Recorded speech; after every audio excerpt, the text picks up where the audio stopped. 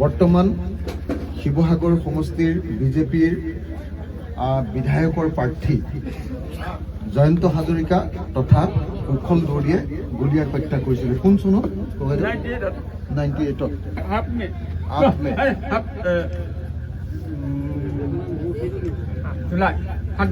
7 জুলাইত 98 গুলীয়াই হত্যা কৰিছিলে। এই ককাইদেউৰ ভায়েকক হয়নে?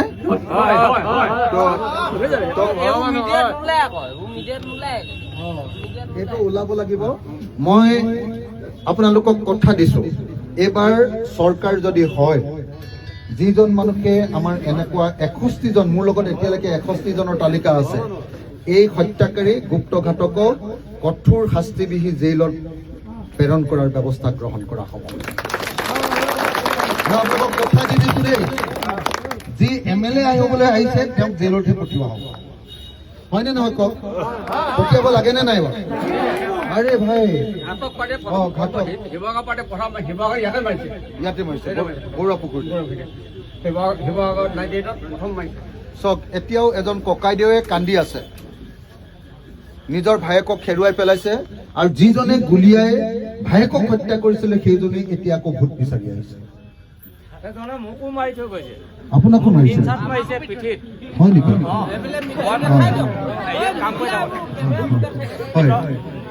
বাৰীৰ ভিতৰত কাম কৰি থাকোঁতে মোক মানে মোক পিঠিত মৰিয়াই থৈ গৈছে, ইমান নোহাত উঠি গৈছে। আপোনাৰ নামটো কি কয়? মোৰ নাম কেশৰাম শইকীয়া।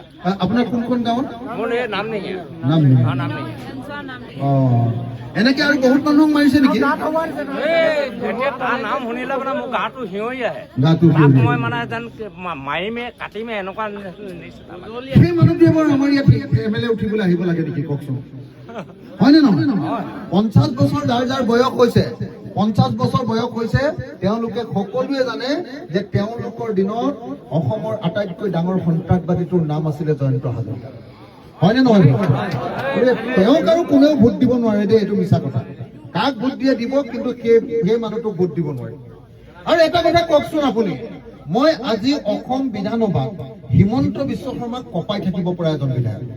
হয়নে নহয়? আপোনালোকে চাইনে নাই? হয়নে নহয়? 126 জন যে বিধায়ক আছে, এইফালে হিমন্ত বিশ্ব শৰ্মা, এইফালে অখিল গগৈ, তাৰ মাজত আৰু কোনো নাই। হয়নে নহয়? মই থাকিলে মানে হিমন্ত বিশ্ব শৰ্মাক কঁপি থাকিব লাগে। এইবাৰ যদি চৰকাৰ কৰো, হিমন্ত বিশ্ব শৰ্মাক উচিত শিক্ষা দিয়া হ'ব। আৰু যদি চৰকাৰ কৰিব নোৱাৰো, গৌৰৱ গগৈ যদি থাকে, অখিল গগৈ যদি থাকে, লুৰিণজ্যোতি গগৈ যদি থাকে, জ্ঞানশ্ৰী বৰা যদি থাকে, তেতিয়াহ'লে সেই বিধানসভাখন আপোনালোকে চাব আৰু। হয়নে নহয়? হয়নে নহয় কওক আপোনালোকে?